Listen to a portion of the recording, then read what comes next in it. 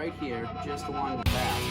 And what you basically see is you basically see that little two bars here, just one little diameter up.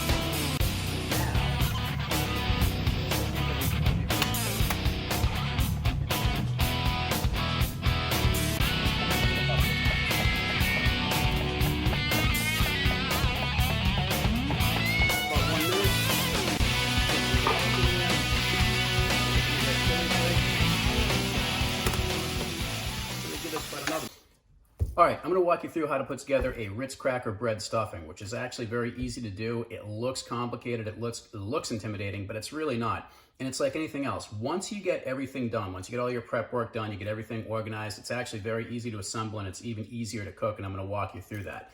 So it works great in a lot of stuffed seafoods, baked stuffed lobster, baked stuffed shrimp, baked stuffed haddock, whatever it is. And it's not even just seafood, you can use it on anything. It's a great general purpose all around stuffing. Now, here's what I did with this. I started off with a loaf of Italian bread, which I ran through the processor, and I got it all ground down. Hopefully it's not too fine. There's a couple little chunks in there.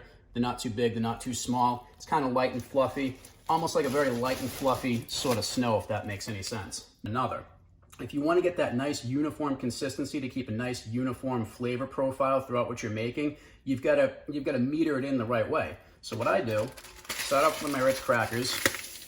Just gonna go ahead and grind them up like this. Easiest way to do it, just by keeping it in the package. And when I talk about layering things, start off with a little bit here, and then, just like so, mix in a proportionate amount of Ritz crackers relative to what I just threw in there. And then very simply, I'm just gonna keep on repeating the entire process until I have enough mixture and I get it right. And this way, all right, so now that we get everything laid out, I'm gonna go ahead and get things started over here. And first thing that we're gonna do, we're gonna start off with 2 sticks of butter. Very simple. Right into whatever pan you're gonna use. Get that started up. There we go. Put that on high, and I'm just gonna let that butter dissolve down. Shouldn't take more than about a minute or two. While I'm waiting for that, I'm gonna walk you through the rest of the ingredients.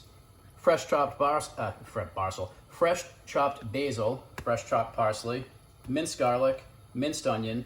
Secret ingredient here, a little bit of celery salt, and then we have the mixture nice and set up just like we talked about a minute ago with the breadcrumbs and the Ritz crackers.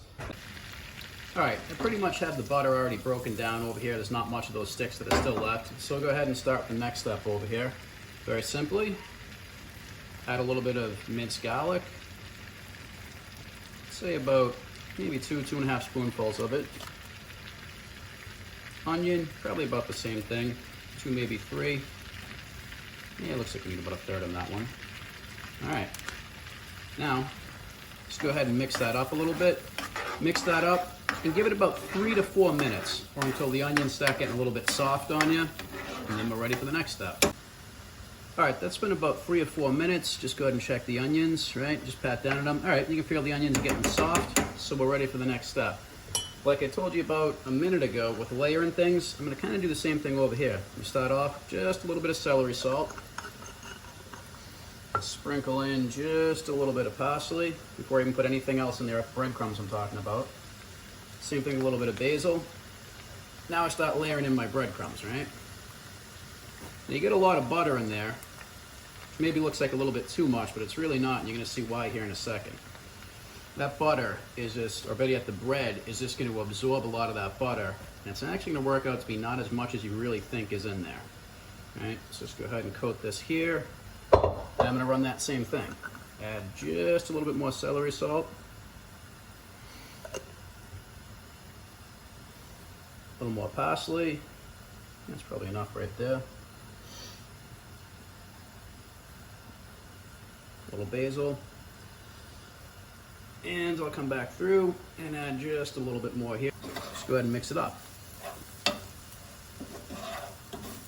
What you can start to see is you're starting to get a lot of that stuff that was on the bottom that's already absorbed a lot of that butter, starting to work that mixture back up through the top. So you look at how much butter was in there a minute ago, it's basically all been absorbed. So if you give it about 2 sticks of butter relative to, I don't know, I wasn't keeping track of how many handfuls of bread we just threw in over there, but If you go about that ratio right there, you get the consistency to be just nice and golden brown like it is right here. And all we're gonna do, just get it like this. Then I give it about 30 seconds. I come back and I keep stirring it.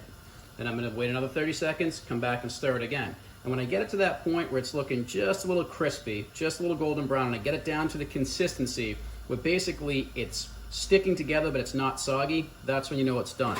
You don't want to go too... And this is about the color and about the consistency that you want to look for. You can see it's basically, it's not sticking together, it's not soggy either at the same time.